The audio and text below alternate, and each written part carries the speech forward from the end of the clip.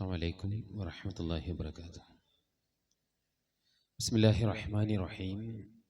الحمد لله رب العالمين. الصلاة والسلام على رسول الله وعلى آله وأصحابه أجمعين. ഏറെ സ്നേഹം നിറഞ്ഞ സഹോദരി സഹോദരങ്ങളെ, അള്ളാഹുവിനെ ജീവിതത്തിൻ്റെ എല്ലാ മേഖലകളിലും അനുസരിച്ച് ജീവിക്കണമെന്ന് ആമുഖമായി എന്നെയും നിങ്ങളെയും ഓർമ്മപ്പെടുത്തുകയാണ്. മനുഷ്യനെ സംബന്ധിച്ചിടത്തോളം ഒരുപാട് പ്രതിസന്ധികളിലൂടെയാണ് ഈ കാലഘട്ടം കടന്നുപോയിക്കൊണ്ടിരിക്കുന്നത്. മനുഷ്യൻ ഒറ്റക്ക് അവൻ്റെ ജീവിതത്തിലുള്ള പ്രശ്നങ്ങൾക്ക് പരിഹാരം തേടാൻ ഇറങ്ങിയാൽ അത് ഒരു കാലഘട്ടത്തിലും പൂർത്തീകരിക്കപ്പെടുകയില്ല. പലപ്പോഴും പല സന്ദർഭങ്ങളിലും ചർച്ചകളിൽ വരാറുള്ള ഒരു ചോദ്യം, മനുഷ്യന് യഥാർത്ഥത്തിൽ പുറത്തു നിന്നുള്ള ഒരു ഗൈഡൻസിൻ്റെ, ഒരു മാർഗനിർദ്ദേശത്തിൻ്റെ ആവശ്യമുണ്ടോ എന്നുള്ളതാണ്. നമ്മൾ ചില സംഭവങ്ങളൊക്കെ പരിശോധിച്ചാൽ മനുഷ്യന് അത്തരത്തിലുള്ള ചില മാർഗനിർദ്ദേശങ്ങളും ഗൈഡൻസും ഒക്കെ ആവശ്യമുണ്ട് എന്നുള്ളത് മനസ്സിലാക്കാൻ പറ്റും. മനുഷ്യന്മാരെല്ലാവരും ഒരുമിച്ച് കൂടി ഒരു തീരുമാനമെടുത്തു കഴിഞ്ഞാലും ആ തീരുമാനത്തിൽ നിന്ന് മാറ്റേണ്ടി വരുന്ന ധാരാളം സന്ദർഭങ്ങൾ നമുക്ക് മുന്നിലൂടെ കടന്നു പോയിട്ടുണ്ട്. അവിടെയാണ് പരിശുദ്ധ ഖുർആൻ മനുഷ്യനെ സൃഷ്ടിച്ച, മനുഷ്യൻ്റെ രീതികളെക്കുറിച്ചറിയുന്ന അല്ലാഹു സുബ്ഹാനഹു വ തആല മാർഗനിർദ്ദേശമായി പരിശുദ്ധ ഖുർആനിനെ ഇറക്കുന്നത്. അത് സ്വീകരിക്കുന്ന ആളുകൾക്ക് ഖുർആൻ പറയുന്നുണ്ട്, ലാ യദില്ലു വലാ യഷ്ഖ. അവരെ സംബന്ധിച്ചിടത്തോളം ഒരു തരത്തിലുമുള്ള ദുർമാർഗത്തിലേക്ക് പോകേണ്ടി വരികയില്ല. വലാ യഷ്ഖ, അവർക്ക് ദൗർഭാഗ്യകരമായ സാഹചര്യങ്ങൾ ഉണ്ടാവുകയുമില്ല. കാരണം ഖുർആൻ ജനങ്ങളെ ക്ഷണിച്ചുകൊണ്ടിരിക്കുന്നത്, ഇന്ന ഹാദൽ ഖുർആൻ യഹ്ദി ലില്ലതി ഹിയ അഖ്വം, ഏറ്റവും മനോഹരമായ നേരായ വഴിയിലേക്കാണ് പരിശുദ്ധ ഖുർആൻ മനുഷ്യരെ ക്ഷണിച്ചുകൊണ്ടിരിക്കുന്നത്.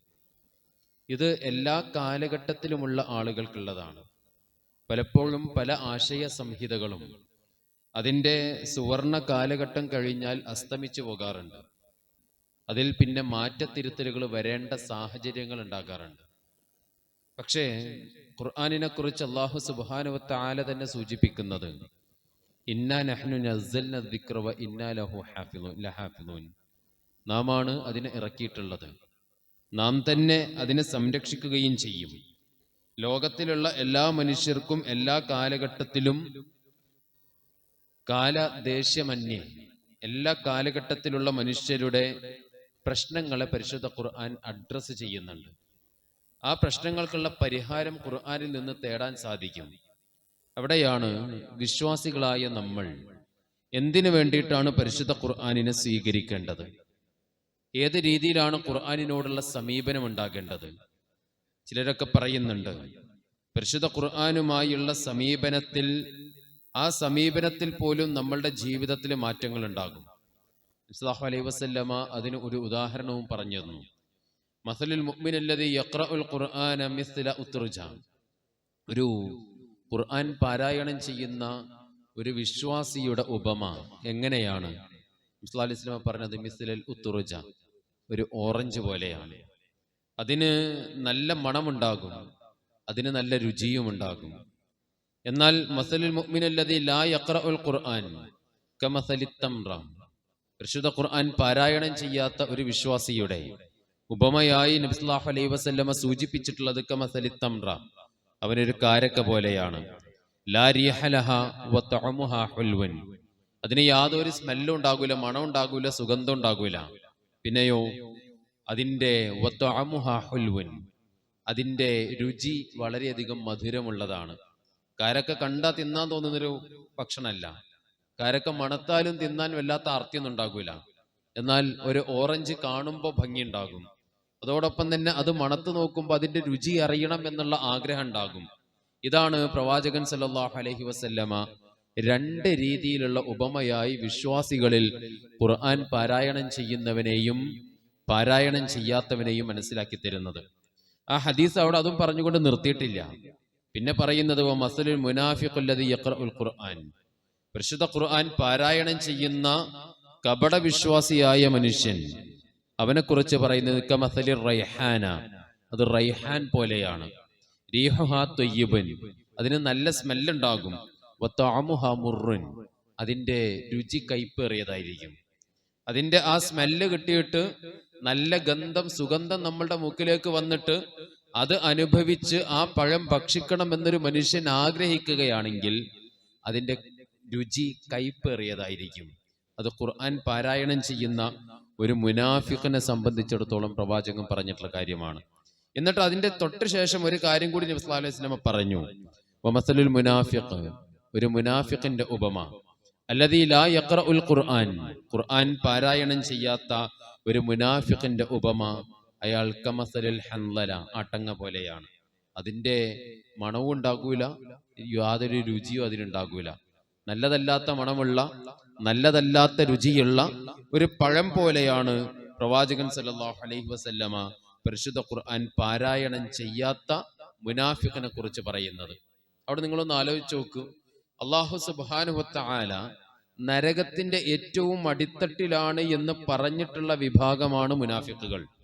ആ മുനാഫിഖുകളെ കുറിച്ച് പറയുമ്പോഴും അവർക്ക് ഒരു സുഗന്ധമുള്ള ഒരു കാര്യത്തോടാണ് പ്രവാചകൻ സല്ലല്ലാഹു അലൈഹി വസല്ലമ ഉപമിക്കുന്നത്. കാരണം പരിശുദ്ധ ഖുർആൻ, അവരുടെ ആ ഖുർആൻ പാരായണം കൊണ്ട് മറ്റുള്ള ആളുകളുടെ ഇടയിൽ അവരെ കുറിച്ച് നല്ലതാണ് എന്ന് തോന്നിക്കുന്ന സാഹചര്യങ്ങൾ ഉണ്ടാക്കുന്നുണ്ട്.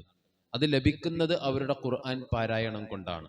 സഹോദരങ്ങളെ, ഇവിടെയാണ് പരിശുദ്ധ ഖുർആനുമായുള്ള ബന്ധം സ്ഥാപിക്കുക എന്നുള്ളത് നമുക്കേറെ നിർബന്ധമായിട്ടുള്ള കാര്യമാണ്. എന്തിനാ നമ്മൾ ഖുർആനിനെ സമീപിക്കേണ്ടത്? ഒന്ന്, അറിവ് നേടുവാൻ വേണ്ടിയിട്ടാണ്. ഏത് അറിവ്?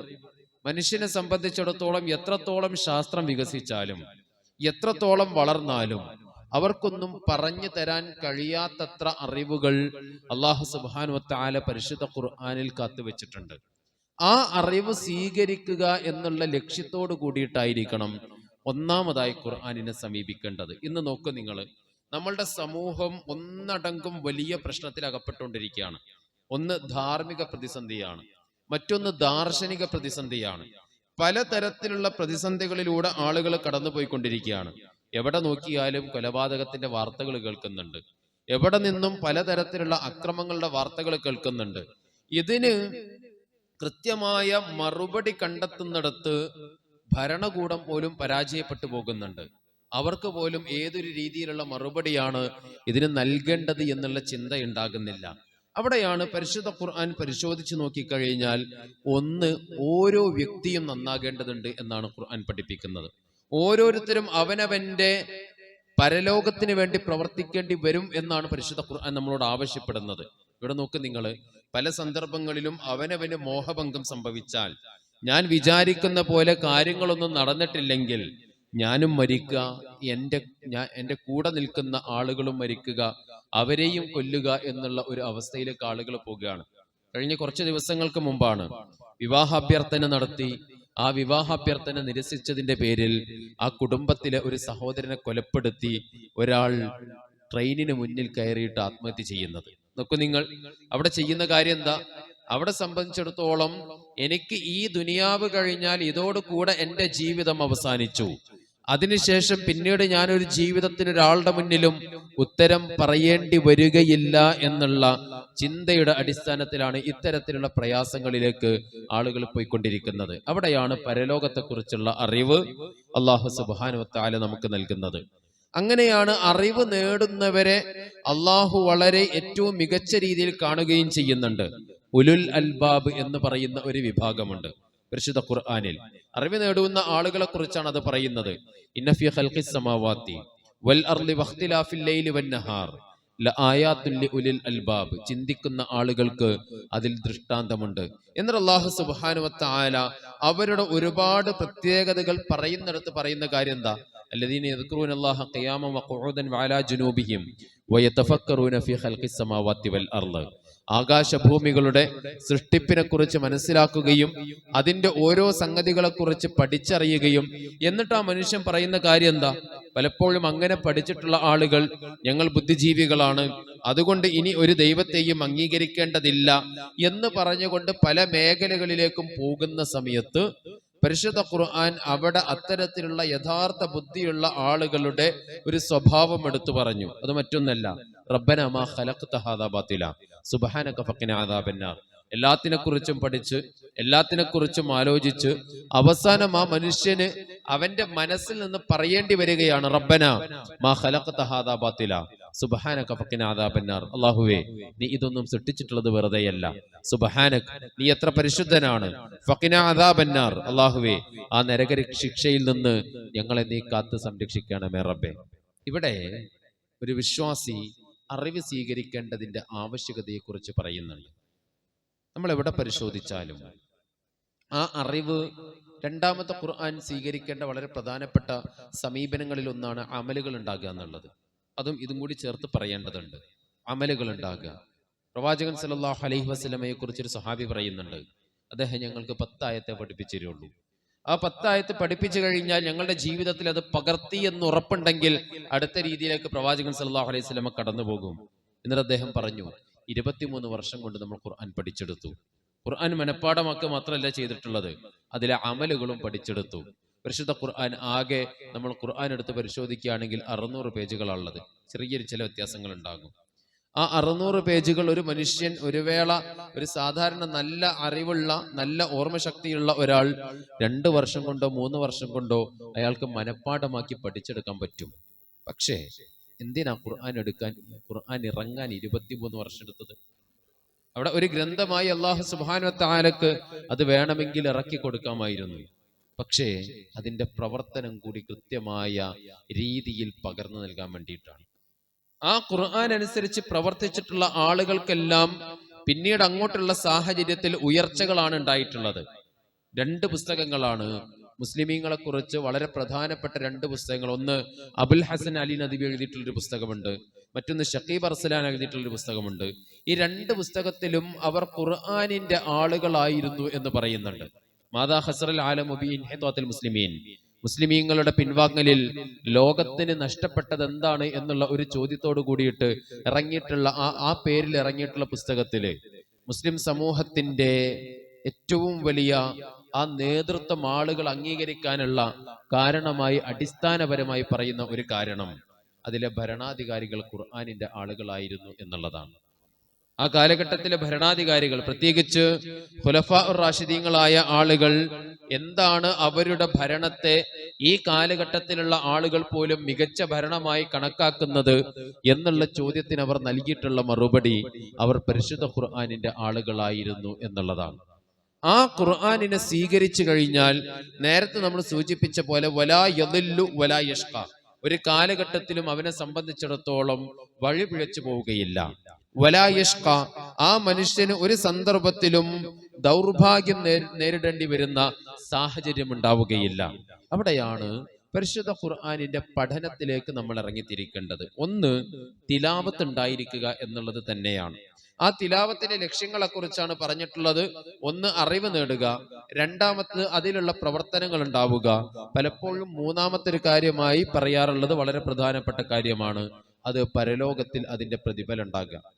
പലപ്പോഴും തുടക്കം മുതൽ ഇങ്ങനെ അവസാനം വരെ ഓതിപ്പോകുന്ന ഒരു മനുഷ്യൻ ആ ഓത്ത് നടക്കേണ്ടതുണ്ട്, ഉണ്ടാകേണ്ടതുണ്ട്. അല്ലാഹു സുബ്ഹാനഹു വ തആല പ്രതിഫലം നൽകുന്ന കാര്യമാണ്. പക്ഷേ അതിനകത്ത് പറഞ്ഞിട്ടുള്ള കാര്യങ്ങളെ കുറിച്ച് പലപ്പോഴും ജീവിതത്തിലേക്ക് കൊണ്ടുവരാതെ മറന്നു പോകാറുണ്ട്. അവിടെയാണ് തദബ്ബുർ നടത്തേണ്ടത്. എന്തുകൊണ്ടാണ് അല്ലാഹു സുബ്ഹാനഹു വ തആല ഈ ചരിത്രത്തെ ഈ സംഭവവുമായി, ഈ ഒരു സ്വഭാവവുമായി ചേർത്ത് വെച്ചിട്ടുള്ളത്? അള്ളാഹു എന്തുകൊണ്ട് ഇത്തരത്തിലുള്ള ഒരു ചരിത്രം ഈ സന്ദർഭത്തിൽ ഇവിടെ സൂചിപ്പിച്ചു? അങ്ങനെയുള്ള ഒരു ചിന്തയെക്കുറിച്ച് നമ്മളുടെ മനസ്സിലേക്ക് പോകേണ്ടതുണ്ട്. മറ്റൊന്ന്, അതിന്റെ അടിസ്ഥാനത്തിൽ നമ്മളുടെ പ്രവർത്തനങ്ങൾ വരേണ്ടതുണ്ട്. അവിടെയാണ് പ്രവാചകന്റെ തിരുസന്നിധിയിൽ അധിക സന്ദർഭങ്ങളിലും ഉണ്ടാകാറുണ്ടായിരുന്ന ഒരു സ്വഹാബിയെ കാണുന്നില്ല, കുറെ ദിവസങ്ങളായിട്ട് കാണുന്നില്ല. മുസ്തഫ അലൈഹി സ്വലാമ അവരോട് ചോദിച്ചു, അദ്ദേഹത്തിന് എന്തെങ്കിലും രോഗമുണ്ടോ, പ്രയാസമുണ്ടോ, നിങ്ങളൊന്ന് അന്വേഷിക്കണം.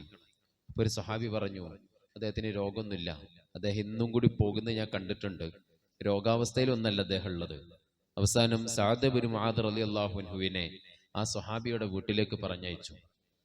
അദ്ദേഹത്തിന്റെ വീട്ടിലേക്ക് പറഞ്ഞയച്ചപ്പോൾ അദ്ദേഹത്തോട് ചോദിച്ചു, നിങ്ങൾ എന്താണ് പള്ളിയിൽ പ്രവാചകന്റെ അടുക്കിലേക്ക് വരാത്തത്? മുമ്പൊക്കെ പ്രവാചകന്റെ അടുക്കിലേക്ക് ധാരാളമായിട്ട് വരാറുണ്ടായിരുന്നല്ലോ, എന്തേ വരാത്തത് എന്നുള്ള ചോദ്യത്തിന് അദ്ദേഹം മറുപടി പറഞ്ഞത്, എൻ്റെ അമലുകൾ നിഷ്ഫലമായി പോകുമോ എന്നുള്ള ഭയം കൊണ്ടാണ് ഞാൻ വരാത്തതെന്ന്. ആ സഹാബിയുടെ പേര് സാബിത്ത് ബിൻ ഖൈസ് എന്നാണ് റളിയല്ലാഹു അൻഹു.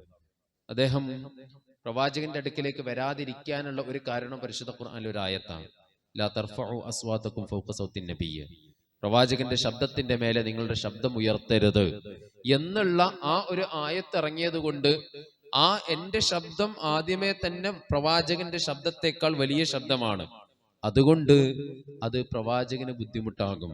പരിശുദ്ധ ഖുർആൻ പറഞ്ഞതുപോലെ എൻ്റെ കർമ്മങ്ങൾ നിഷ്ഫലമായി പോകുവാൻ അത് കാരണമാകും, അതുകൊണ്ട് ഞാൻ അങ്ങോട്ട് വന്നാൽ എൻ്റെ കർമ്മങ്ങൾ നിഷ്ഫലമായി പോകും എന്നുള്ള ഭയത്തോട് കൂടിയിട്ടാണ് പ്രവാചകന്റെ അടുക്കിലേക്ക് ഞാൻ വരാത്തതെന്ന ഒരു ആയത്ത് അദ്ദേഹത്തിന്റെ ജീവിതത്തിൽ സ്ഥിരമായിട്ടുണ്ടായിരുന്ന ഒരു പതിവിനെ മാറ്റിമറിക്കുകയും അദ്ദേഹത്തിന്റെ ശബ്ദം പോലും ഒരു പ്രയാസമാകുമോ എന്നുള്ള ചിന്തയിലേക്ക് അദ്ദേഹം പോവുകയും ചെയ്തു.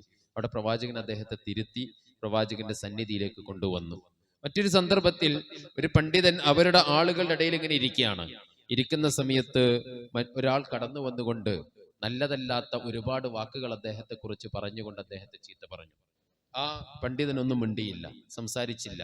അയാൾ ഇങ്ങനെ തിരിച്ചുപോയ സമയത്ത് ആ പണ്ഡിതന്റെ ശിഷ്യന്മാർ അദ്ദേഹത്തോട് ചോദിച്ചു, നിങ്ങളുടെ അടുക്കൽ ഇങ്ങനെ ആള് വന്നിട്ട് കുറെ സംസാരിച്ചല്ലോ, അയാൾ നിങ്ങളെ ചീത്ത പറഞ്ഞല്ലോ, നിങ്ങൾ എന്തുണ്ടാ മിണ്ടാതിരുന്നത്? അദ്ദേഹം പരിശുദ്ധ ഖുർആനിലെ സൂറത്ത് ഫുർഖാനിലെ ആയത്തുകൾ എടുത്ത് പറഞ്ഞു കൊടുത്തു. എന്താ പറഞ്ഞത്? ഒരു ജാഹിലായ മനുഷ്യൻ, അറിവില്ലാത്ത ആളുകൾ അവർക്ക് അറിയാത്ത കാര്യത്തെക്കുറിച്ച് തർക്കിക്കാൻ വേണ്ടി വന്നു കഴിഞ്ഞാൽ ഖാലു സലാമ. ഈ ഖാലു സലാമ എന്ന് പറയുന്നതിന് വിവിധങ്ങളായ അർത്ഥമുണ്ട്. അവിടെ സമാധാനം ഉണ്ടാക്കാൻ വേണ്ടി ശ്രമിച്ചു. അവിടെ ഞാനും കൂടി സംസാരിച്ചു കഴിഞ്ഞാൽ ഒരു വേള അത് വലിയ അപകടത്തിലേക്ക് കടന്നു പോവുകയും അത് വലിയ പ്രശ്നങ്ങളിലേക്ക് എത്തിച്ചേരുകയും ചെയ്തു. അവിടെയെല്ലാം നമ്മൾ മനസ്സിലാക്കേണ്ട കാര്യം, പരിശുദ്ധ ഖുർആനിന്റെ തദബ്ബുറിലേക്ക് നമ്മൾ ഈ പ്രവർത്തനം ചെയ്തു കഴിഞ്ഞാൽ നമ്മൾക്ക് ലഭിക്കുവാൻ പോകുന്ന സംഗതി എന്താണ് എന്നുള്ളതിനെ കുറിച്ചുള്ള ആലോചനകൾ ഉണ്ടാകേണ്ടതുണ്ട്. മറ്റൊന്ന്, ആ ഖുർആനെ പ്രചരിപ്പിക്കുക എന്നുള്ളതാണ്. ഖുർആൻ പാരായണം ചെയ്യുക, അതോടൊപ്പം ഹിഫ്ള് ഉണ്ടാവുക, നമ്മളുടെ ജീവിതത്തിൽ ഖുർആന്റെ അമലുകൾ ഉണ്ടാവുക, തദബ്ബുർ ഉണ്ടാവുക, പരിശുദ്ധ ഖുർആനെ പ്രചരിപ്പിക്കാൻ തയ്യാറാവുക. നേരത്തെ സൂചിപ്പിച്ചല്ലോ, നമ്മളുടെ ജീവിതത്തിൽ ഇന്ന് സമൂഹത്തിൽ നടമാടിക്കൊണ്ടിരിക്കുന്ന ഒരുപാട് പ്രശ്നങ്ങൾക്കുള്ള പരിഹാരം പരിശുദ്ധ ഖുർആനിലുണ്ട്. ഒന്ന്, അന്യായമായ ധാരാളക്കണക്കിന് കൊലപാതകങ്ങൾ നടന്നുകൊണ്ടിരിക്കുമ്പോൾ പരിശുദ്ധ ഖുർആനിലെ ഒരു ആയത്ത് ജനങ്ങളെ ഉത്ബോധിപ്പിച്ചാൽ അവിടെ ചില സന്ദർഭങ്ങളിലെങ്കിലും അതിൽ നിന്ന് വിട്ടുനിൽക്കാൻ സാധിക്കും. അതാണ് ബനൂ ഇസ്രായേലിനോട് ഖുർആൻ പറഞ്ഞിട്ടുള്ള, അള്ളാഹു പറഞ്ഞിട്ടുള്ള ആ ഒരു വാക്കുണ്ടല്ലോ, പരിശുദ്ധ ഖുർആൻ സൂറത്ത് മാഇദയിലെ 32-ാമത്തെ ആയത്തിൽ സൂചിപ്പിച്ചത്, മൻ ഖതല നഫ്സൻ ബിഗൈരി നഫ്സിൻ ഔ ഫസാദിൻ ഫിൽ അർള് കഅന്നമാ ഖതല നാസ ജമീഅ. ഒരു മനുഷ്യൻ അയാൾ ഒരാളെ കൊല്ലുകയാണെങ്കിൽ, അനാവശ്യമായി യാതൊരു ന്യായവുമില്ലാതെ കൊലപാതകത്തിൽ ഏർപ്പെടുകയാണെങ്കിൽ അയാൾ ഒരു മനുഷ്യനെയല്ല കൊന്നിട്ടുള്ളത്, മറിച്ച് കഅന്നമാ ഖതല നാസ ജമീഅ, മുഴുവൻ മനുഷ്യരെയും കൊന്നതുപോലെയാണ്. അവിടെയാണ് നമ്മൾ ആലോചിക്കേണ്ടത്, പരിശുദ്ധ ഖുർആൻ പരിഹാരമാണോ എന്നുള്ള ചോദ്യത്തിന് ഖുർആൻ തന്നെ കാലാകാലങ്ങളായി നൽകുന്നൊരു മറുപടിയുണ്ട്. അതെന്താ? നിങ്ങൾ ഖുർആനിൽ എന്തെങ്കിലും തെറ്റുകൾ കണ്ടെത്തുന്നുണ്ട് എങ്കിൽ അതിന് പകരമുള്ള ഒരു സംവിധാനത്തെ കൊണ്ടുവരാൻ ശ്രമിക്കുക. അതാണല്ലോ ഖുർആൻ പറയുന്നത്, ഖുൽ ഇൻ കുൻതും ഫീ റൈബി മിമ്മാ നസ്സൽനാ അലാ അബ്ദിനാ ഫഅ്തു ബിസൂറത്തിൻ മിൻ മിസ്ലി. നിങ്ങൾ പരിശുദ്ധ ഖുർആൻ ഇറക്കിയിട്ടുള്ള കാര്യത്തിൽ ഏതെങ്കിലും ഒരു സംവിധാനത്തിൽ നിങ്ങൾക്ക് സംശയമുണ്ട് എങ്കിൽ, അത് ശരിയല്ല എന്നുള്ള തോന്നൽ നിങ്ങൾക്ക് ഉണ്ടാകുന്നുണ്ട് എങ്കിൽ, അതിനെ കവച്ചു വെക്കുവാൻ കഴിയുന്ന ഏതെങ്കിലും ഒരു സംഗതിയെ നിങ്ങൾക്ക് കൊണ്ടുവരാൻ സാധിക്കുമോ? ഖുർആൻ പല സന്ദർഭങ്ങളിലും മനുഷ്യന്റെ ജീവിത സുരക്ഷയ്ക്ക് വേണ്ടി മുന്നോട്ട് വെച്ചിട്ടുള്ള ഒരുപാട് നിയമങ്ങളുണ്ട്. ആ നിയമങ്ങളിലൂടെ നമ്മൾ കടന്നു പോകുന്ന സമയത്ത് അവിടെ അതിനെ മറികടക്കുവാനുള്ള ഏതെങ്കിലും ഒരു നിയമത്തെ, ഏതെങ്കിലും ഒരു ആശയത്തെ നിങ്ങൾക്ക് കൊണ്ടുവരാൻ കഴിയുമോ എന്ന് ഖുർആൻ ചോദിക്കുന്നുണ്ട്. അവിടെയാണ് നമ്മൾ ആലോചിക്കേണ്ടത് ഖുർആൻ മുന്നോട്ട് വെക്കുന്ന സംവിധാനങ്ങൾ. ഒന്ന്, പരലോകം. ഒക്കെ നിങ്ങൾ പരലോകത്തെക്കുറിച്ച് നമ്മളുടെ നാടുകളിൽ തന്നെ ജീവിച്ചിരിക്കുന്ന ആളുകൾക്ക് മരണശേഷം എന്ത് എന്നുള്ളതിനെ കുറിച്ച് വ്യത്യസ്തങ്ങളായ അഭിപ്രായങ്ങളുണ്ട്, അല്ലേ? ഒന്ന്, മരണശേഷം ഒന്നും ഇല്ലാതായി തീരുന്നു. അതാണല്ലോ ഖുർആനിൽ പറയുന്നത്. ഒരു വിഭാഗം ആളുകൾ ഇദാ മിത്നാ വകുന്നാ തുറാബൻ ദാലിക റജ്ഉൻ ബഈദ്, നമ്മൾ മരിച്ച മണ്ണായി പോകും, അതൊരുപാട് കാലം കഴിയല്ലോ എന്നുള്ള ഒരു ചോദ്യത്തിലേക്ക് പോകുന്നത്. അവിടെ നീതി നൽകുന്നുണ്ടോ? ഇല്ല. കാരണം മരണശേഷം മണ്ണായിപ്പോയി, അവിടെ നീതി നൽകുന്നില്ല. രണ്ടാമത്തത്, മരണശേഷം പുനർജന്മ വിശ്വാസമാണ്. മറ്റേതെങ്കിലും ജീവിയായി മറ്റേതെങ്കിലും രീതിയിലൂടെ അയാൾ ജീവിച്ചു പോകുമെന്ന് പറയുന്നത്, അവിടെയും പൂർണ്ണമായി നീതി ലഭിക്കുന്നില്ല. എന്നാൽ ഖുർആൻ പറയുന്ന രീതി എന്താ? ഫമൻ യഅമൽ മിസ്ഖാല ദർറത്തിൻ ഖൈറൻ യറ വമൻ യഅമൽ മിസ്ഖാല ദർറത്തിൻ ശർറൻ യറ. ചെറിയ നന്മയാണെങ്കിലും ചെറിയ തിന്മയാണെങ്കിലും നിങ്ങൾക്കതവിടെ കാണുവാൻ സാധിക്കും. രണ്ടാമത്തത് അതാണ് മരണശേഷം എന്താണ് എന്നുള്ളതിന്റെ ഖുർആൻ മുന്നോട്ട് വെക്കുന്ന ഏറ്റവും നല്ല സമീപനങ്ങളിലൊന്ന്. രണ്ടാമത്തെ നോക്കൂ നിങ്ങൾ, കുടുംബ സംവിധാനം പരിശുദ്ധ ഖുർആൻ മുന്നോട്ട് വെക്കുന്ന ഏറെ മനോഹരമായ സംവിധാനമാണ്. ഈ കാലഘട്ടത്തിൽ ചിലപ്പോഴൊക്കെ ചിലരൊക്കെ കുടുംബ സംവിധാനത്തെ എതിർത്ത് സംസാരിക്കാറുണ്ട്.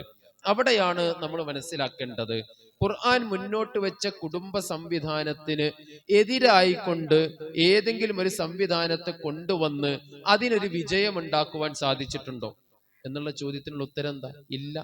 കാരണം അതിന്റെ പരിണത ഫലങ്ങളാണ് ഈ കാലഘട്ടത്തിൽ നമ്മൾ അനുഭവിച്ചുകൊണ്ടിരിക്കുന്നത്.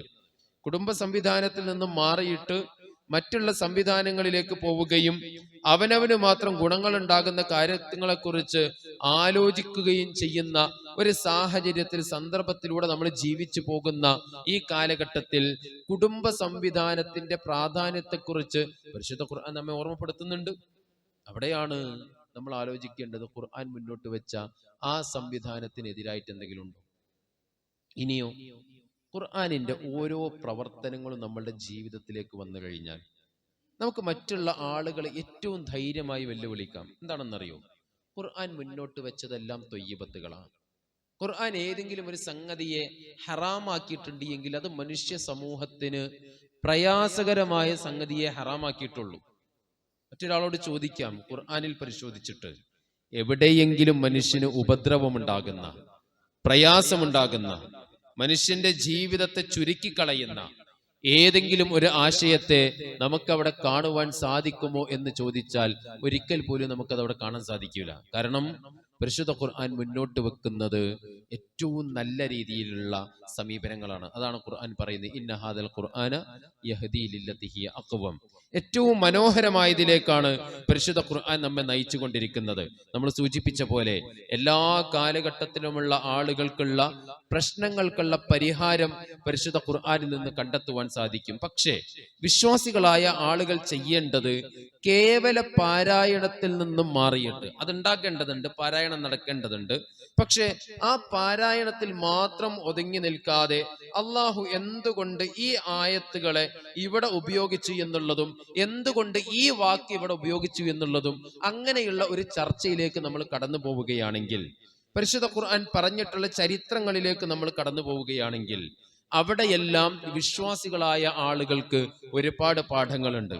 ഖുർആൻ എല്ലാ കാലഘട്ടങ്ങളിലും വിശ്വാസികൾക്ക് നൽകുന്ന ഏറ്റവും നല്ല ഗുണങ്ങളിലൊന്ന്, ആ ഖുർആനുമായി ബന്ധപ്പെട്ട് പ്രവർത്തിക്കുന്ന ആളുകൾക്ക്, ഖുർആനിൽ നിന്ന് വിശ്വാസം സ്വീകരിക്കുന്ന ആളുകൾക്ക് എല്ലാ കാലഘട്ടത്തിലും സമാധാനം ഉണ്ടാകുമെന്നുള്ളതാണ്.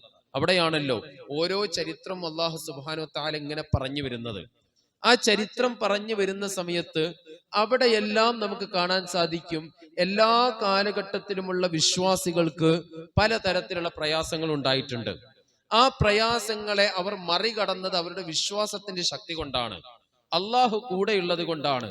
അതുകൊണ്ട് തന്നെ വിശ്വാസിയായി ജീവിക്കുക എന്നുള്ളത് അള്ളാഹുവിന്റെ സഹായം ലഭിക്കുന്ന കാര്യമാണ്. ഒരു വിശ്വാസിയെ സംബന്ധിച്ചിടത്തോളം പരിശുദ്ധ ഖുർആൻ ആദ്യം മുതൽ അവസാനം വരെ ഓതി വരുന്ന സമയത്ത് അതിന്റെ ചരിത്ര പഠനങ്ങളിലേക്ക് കടന്നു ചെല്ലുകയാണെങ്കിൽ അയാൾക്ക് എല്ലാ കാലഘട്ടത്തിലും ആത്മവിശ്വാസം ഉണ്ടാക്കുക. പലപ്പോഴും ഇന്നത്തെ കാലഘട്ടത്തിന്റെ ഒരു പ്രശ്നം എന്താണെന്നറിയോ?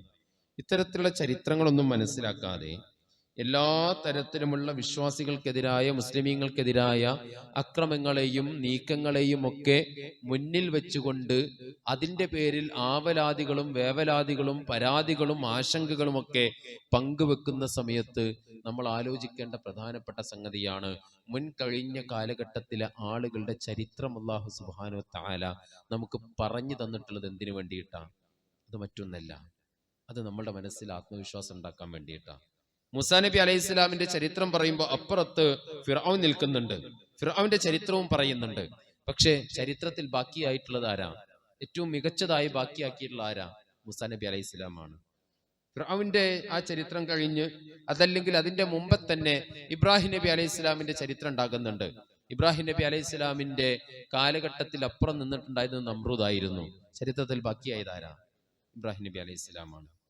അവിടെയാണ് വിശ്വാസികളായ ആളുകളോട് ഖുർആൻ പറയുന്നത്, വലാ തഹിനു, നിങ്ങൾ ചെറുതാകരുത്, വലാ തഹ്സനു, നിങ്ങൾ ദുഃഖിക്കരുത്, വ അൻതുമുൽ അഅലൗന ഇൻ കുൻതും മുഅ്മിനീൻ, നിങ്ങൾ വിശ്വാസികളാണെങ്കിൽ, നിങ്ങൾ യഥാർത്ഥ വിശ്വാസം ഉൾക്കൊള്ളുന്ന ആളുകളാണെങ്കിൽ നിങ്ങളാണ് ഉന്നതരായ ആളുകൾ.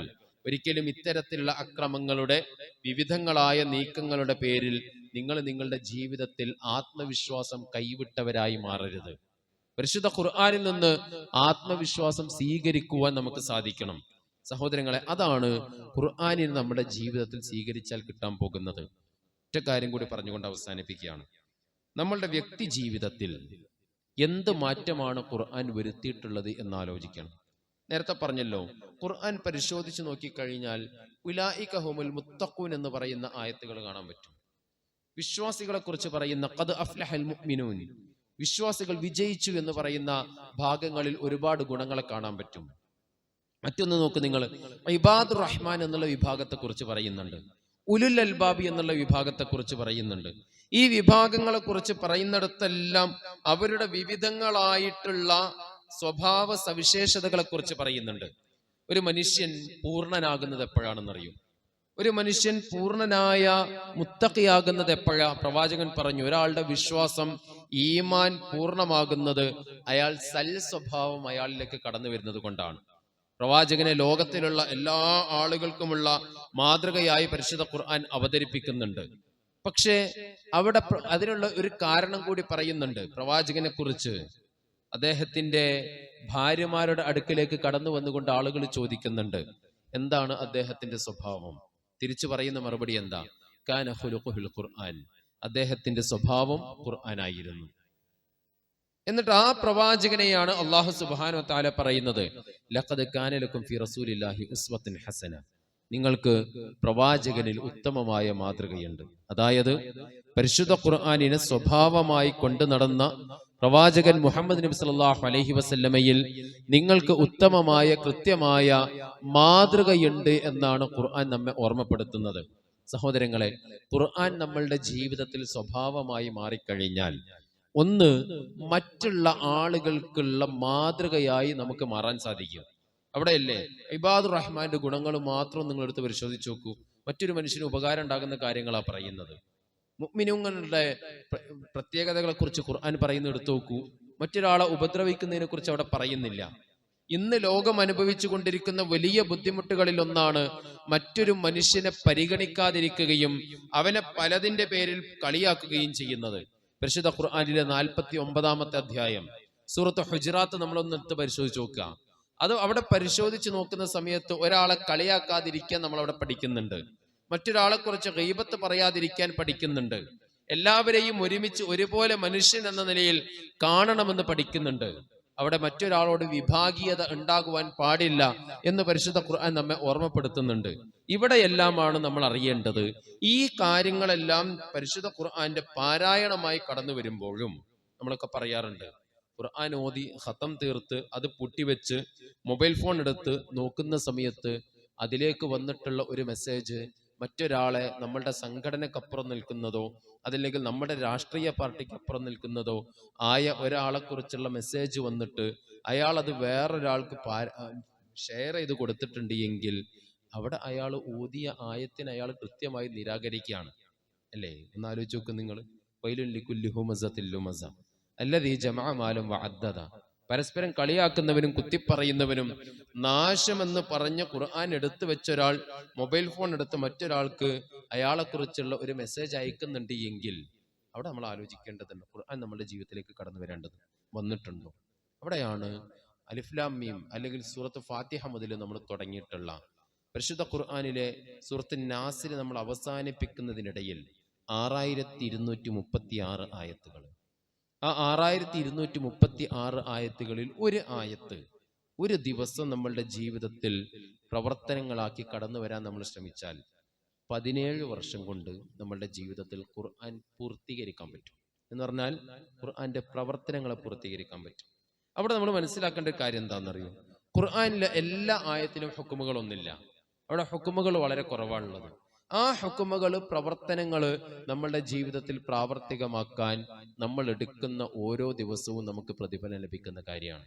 അതുകൊണ്ട് പരിശുദ്ധ ഖുർആനിനെ ഏറ്റവും നല്ല രീതിയിൽ സ്വീകരിക്കുവാനും പരിശുദ്ധ ഖുർആനിലെ പ്രവർത്തനങ്ങൾ നമ്മളുടെ ജീവിതത്തിൽ മാതൃകകളായി കടന്നു വരുവാനും നമ്മൾ ശ്രമിക്കേണ്ടതുണ്ട്. ഏറ്റവും അവസാനം സൂചിപ്പിക്കാനുള്ള പ്രധാനപ്പെട്ട കാര്യം, സഹോദരങ്ങളെ, നമ്മൾ ആധുനിക കാലഘട്ടത്തിലാണ് ജീവിച്ചുകൊണ്ടിരിക്കുന്നത്.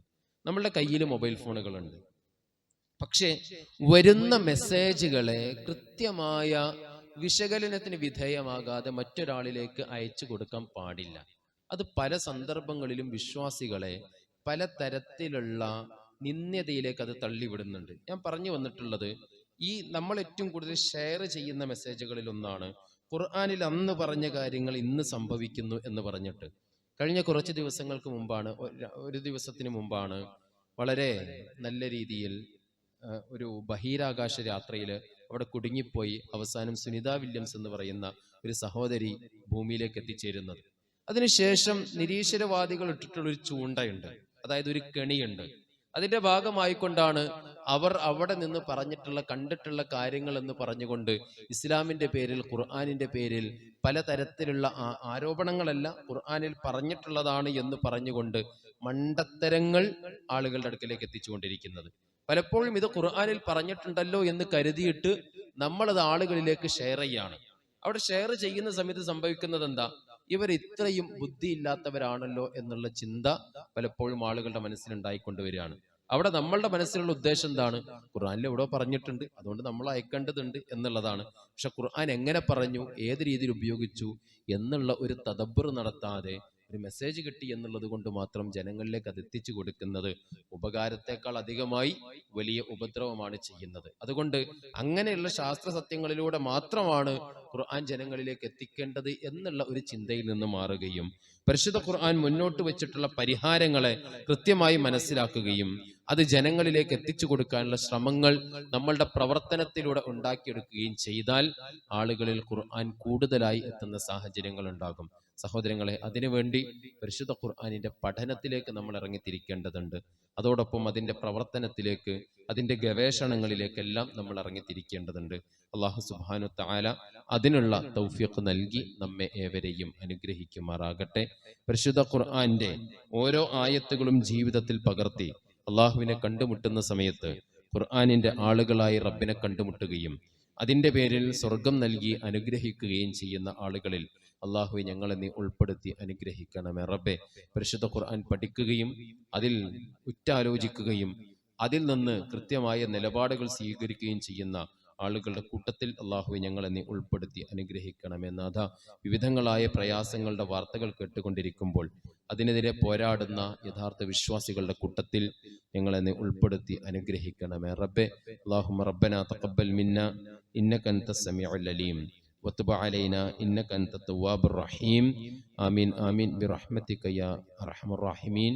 വസല്ലല്ലാഹു അലാ നബിയിനാ മുഹമ്മദിൻ വഅലാ ആലിഹി വഅസ്ഹാബിഹി അജ്മഈൻ. അസ്സലാമു അലൈക്കും വറഹ്മത്തുള്ളാഹി വബറകാതുഹു.